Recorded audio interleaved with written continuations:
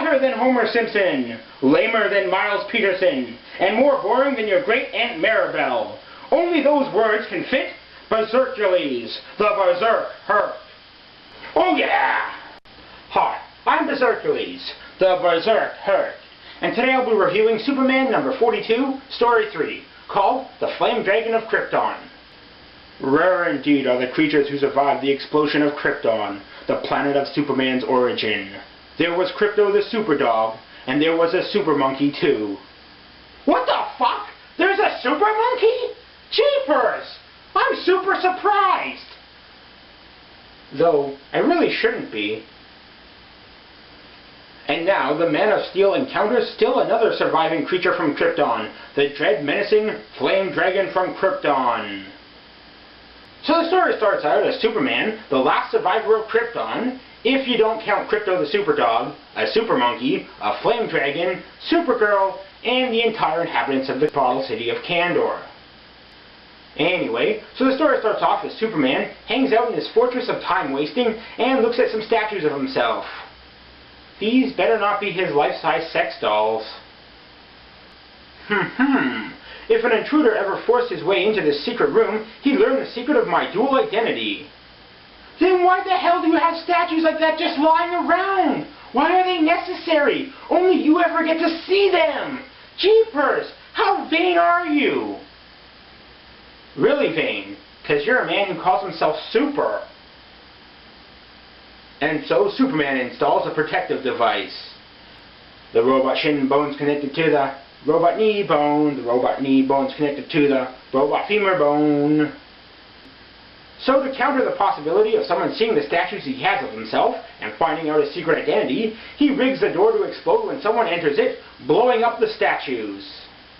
Soup, I have another solution to your problem.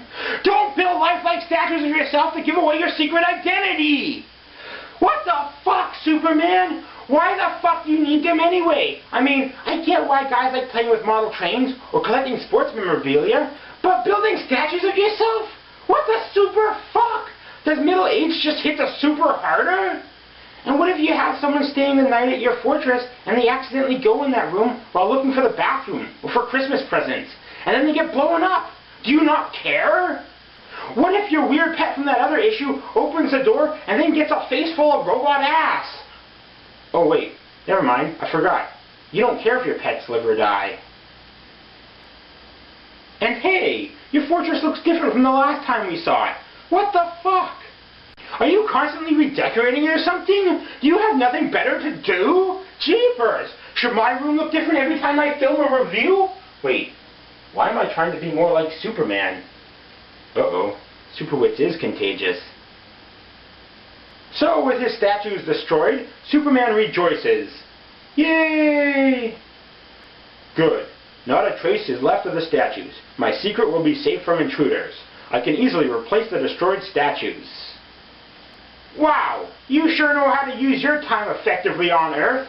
Soup builds statues no one will ever see, then blows them up to make sure they can be hidden, then rebuilds them. So, are there no sick and dying people he could be helping?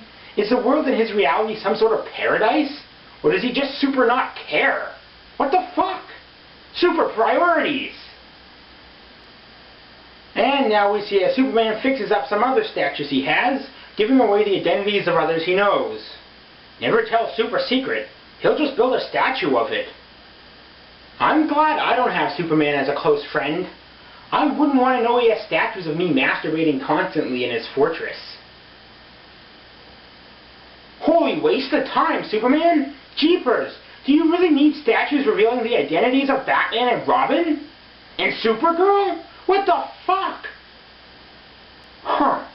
I wonder how atomically correct he made the statue of his teenage cousin.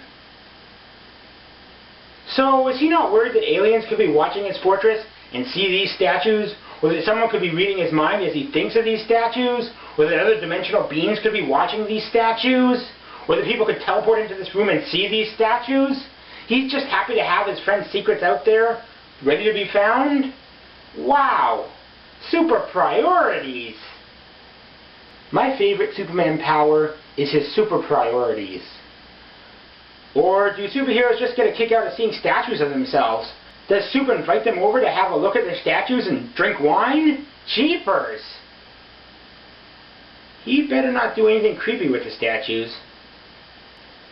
You think he dresses the statues up in weird costumes occasionally? Or maybe for Christmas, dresses Batman as Santa and Robin as an elf? Does he leave them undressed? Well, at least this was able to fill up a couple pages of comic, because who wants to see Superman battling a dragon when we could watch him decorate his place? Super interior decorating! Clark, Lois, go to the Space Exploration Convention. Some crackpot claims he's captured a space beast. Aw, darn it! No more interior decorating? Damn it, fucking lame super beast. Sounds like a hoax, Lois. You live in a reality where space beasts are common, and you're a superpowered alien who loves a mermaid who is married to an alien mermaid, and your boss once took a picture of you fighting a three-headed bird in the center of the earth, and this seems like it would be a hoax? Seriously, this is the kind of thing that happens all the time. It being a hoax would actually be bigger news. So they head over to see the space beast, and it's just sitting there uncaged? How is it just sitting there, unrestrained, it being captured? Perry was right. This guy is a crackpot. Not because he says he caught a space beast, but because he doesn't understand the concept of restraint. Suddenly, as flashbulbs pop blindingly, the massive creature roars deafeningly, and flames pour from its nostrils and gaping jaws at Clark. Wow, so standing right in front of the space beast was a bad idea? Huh, go figure. So flames pour out of the space beast and envelop Clark. So basically, if Superman didn't have any superpowers, he'd be dead right now. Superwits. So with Clark gone and Superman now chasing the flame dragon, Lois figures that Clark Kent is Superman. And knowing this comic book, we'll probably be convinced otherwise by the end of the story. But wouldn't it be funny if that's how Lois found out? Remember when I found out your secret identity? When that giant space dragon burnt off all your clothes right in front of me? Yes. It was so romantic. And great priorities, Lois. Clark gets blasted by a space monster, and you assume he's Superman and watch Superman as he fights the monster, while Clark could be lying on the ground dying? So as Sup rushes off to fight the beast, he recognizes it as being from Krypton and, wait. If Supergirl and Krypto, the Superdog's blast, can cut Superman's hair and nails, how come that beast's flames didn't melt and kill Superman? Or at least make him bald? This comic is so fake and unrealistic. So Sup tries to catch the beast, and, how'd that crackpot capture the space beast if Sup's having a hard time of it? Did the beast just land at the convention center, and the guy acted like he caught it? Madness! Madness! Oh, and as Sup chases the beast, he keeps his attention focused on the important, figuring out how he'll cover up for a secret identity being revealed. And as he does this, the beast starts a forest fire. I'm glad Superman can keep super focused all the time. And then after putting out the fire with a mighty super puff of his breath, he grabs the dragon and throws it into outer space.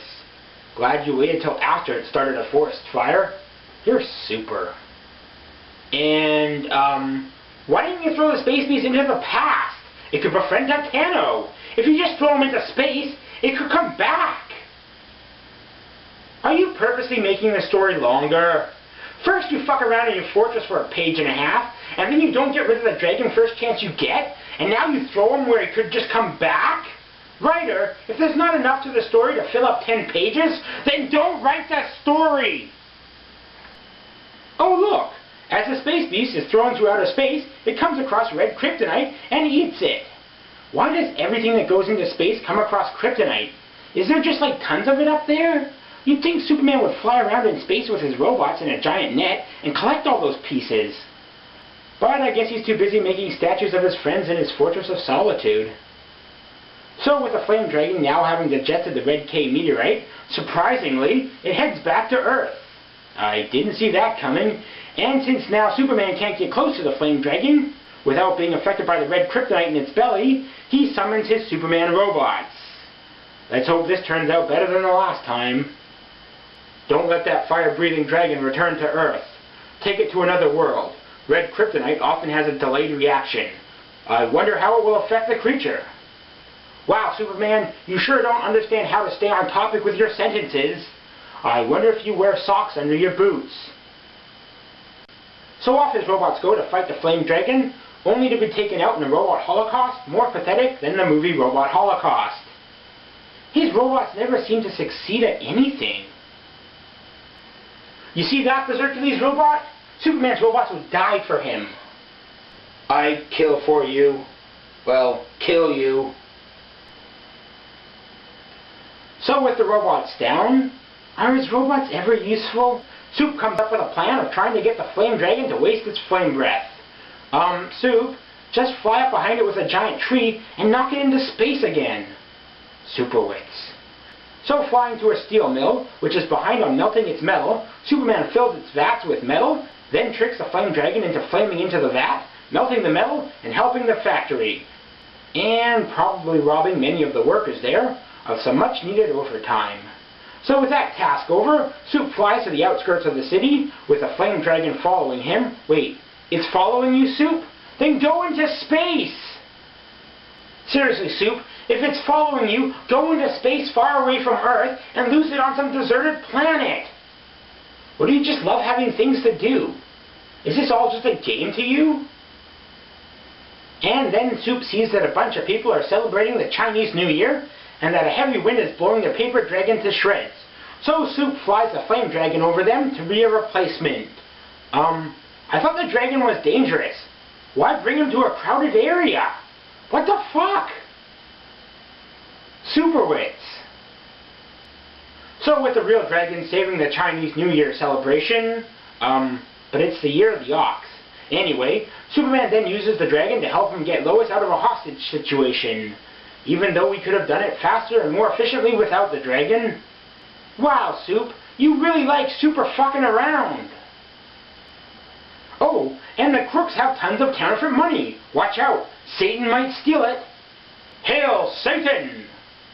Or a dragon might burn it up. Then he uses the flame dragon to help a plane land in heavy fog. Think Rudolph the Red-Nosed Reindeer, but with a fire-breathing dragon. And as Soup continues on his way, he notices the dragon's not behind him, but instead going after a guy in an oil field. And just as it looks like the flame dragon will have the oil field on fire, you guessed it, its flame breath goes out, and with the flame dragon suddenly less of a threat, Soup leads it out to sea and, why'd you wait till after it was a threat to people to take it to where there were no people? Do you just need people to see you fighting a monster to be happy? You know people could have died, right? Do you just super not care? What the fuck? Soup then works on imprisoning the beast. There, I'm splashing a giant wave on it. Cool story, bro. And once covered in water, Soup uses his super cold breath to quickly freeze it. It will remain frozen for ages in a state of suspended animation. Or you just killed it outright. Or it will just stay frozen till some writer unthaws it to put it in another story. Up into outer space flies Superman with his burden, careful not to fly too swiftly, lest the ice melt. Oh, so he remembers not to fly too fast now, but not against Titano. Wait, wind friction in the void of space? What the fuck? He remembers to not fly too fast when it's not an issue? Fuck you, Superwits! So as Soup comes back from space, he spies on Lois as she, in the Daily Planet office, decides to head back to check out the place where Clark got blasted by the Flame Dragon. Wait, Lois waited all that time till now, before going back to investigate? Wow, ace reporter! And what if Lois was on the toilet at that moment? You'd think Soup would still spy on her? Don't kid me, Lois. You know he's safe. You just want to find his charred clothes so you can prove he's Superman. For a girl who claims she loves Superman, you sure like to try to screw him over. Super cunt. And what if Clark wasn't Superman? He could be lying in a ditch somewhere near death while his friends and co-workers are thinking he's indestructible. What the fuck? Minutes later, as Superman dons a spare Clark Kent suit. Wait, he has spare Clark Kent suits? Like as if Clark Kent was the fake identity he uses? I guess Clark really is the fake identity. he acts meek, whereas when he's Superman, he's brave. Stupid as shit, but brave. Dons a spare Clark Kent suit near the Space Exploration Convention site, which is now basically an empty lot with no people or buildings. So crazy space monsters don't draw a crowd? Clark gets wrapped in bandages and reminds the people helping him how important it is to fool Lois into thinking he's not Superman. And the story then tries to build up suspense of how odd it is that others know that he's Superman. What's this? Clark admitting his great secret to a doctor and a nurse? Yeah, because that's so obviously not Batman and Supergirl dressed up. So Lois shows up and finds Clark bandaged up in a very half-assed manner and asks Clark how he survived the dragon's breath. To this, Clark thinks, "Fortunately, my photographic memory recalls that at the moment the flame struck me, everyone was looking away in fright." Wait, so no super photographic memory? And why'd you need to think that right now? Didn't you plan out what you were going to say beforehand? Or did you just like to super wing it? So Clark responds, "I received only superficial burns from the space beast. Which is why I'm covered in band-aids and being propped up by this doctor. Because I leaped into a ditch in time to escape death. Then I fainted, reviving a few minutes ago. I flagged down this ambulance, returning to Gotham City. I'm surprised you didn't see me in the ditch when you were here earlier." Wow, Clark, your ability to sum up in great detail what happened to you after suffering a traumatic experience and being burnt over much of your body isn't suspicious at all. People often recover instantly after traumatic experiences, especially guys that have to go home from parties because they've eaten too many donuts. So, of course, Lois believes Clark's obvious bullshit, but seriously, doesn't she understand the fact that Soup could be actively trying to hide his identity? What the fuck? Anyway, she then drives Clark home and, after Lois drops Clark off at his apartment, he changes to Superman and streaks out to a deserted road. And the doctor and nurse are still there, in costume and waiting for him to show up. Did they not have anything better to do? Not even take off their costumes? I mean, for Lois to have driven Clark home would have taken 10 to 20 minutes, if not more. Did they just stand there waiting for Soup to get back? Really? What the fuck? And of course we then see them change and yep, it's Batman and Supergirl. So, do they not have anything more important to do than stand around in the middle of nowhere and help Superman hide his secret identity? Jeepers! Do they not have action-packed lives? Thanks, Batman. You didn't have anything more important to do, did you? Nope. Just need to stop the Joker on one of his killing sprees and stop the Penguin from stealing constantly. I guess not. I mean, what else is Batman gonna do? Solve crimes? Investigate things? Go dancing? So they change clothes and wait, under the short sleeve shirt Batman was wearing was his costume, and under his facial hair and glasses was his cowl? Holy hidden costume, Batman! Now that's a superpower! And wouldn't Lois be amazed if she knew that the doctor was really me, Batman, in my full costume? And that the nurse was your cousin Supergirl that Lois doesn't even know exists? Wow! You're spelling out who you are, your relation to Superman, and pointing out that your identity is still a secret from the world, all in one sentence! Do you realize you're in a comic book? Or are you just picking up bad habits from your cousin Superman? As you know, after citing Lois, I placed... Wait, they already know this? Then why are you telling it to them? What the fuck? Do you just love to hear yourself talk? Are you me? Why are you telling them what they already know and what they just did? Oh yeah, it's because you know it's a comic book, or a super comic book. When I got your message, I changed from Linda to Supergirl and contacted Batman in Gotham City. He borrowed the ambulance, I flew us to Metropolis, and we donned the disguises as you had instructed. And then I, Bersercules, reviewed the issue and put it on the internet. So, is it a Kryptonian thing to spell out everything? Or maybe a family thing? Or a super thing? One thing's for sure. It sure is a lame thing. So the story peters out as the last page and a half is spent on telling the audience all this, and Superman thanking the others for their help. Poor Lois, she'll never know we tricked her through super teamwork. So that's it. It's now the super end. I super work alone.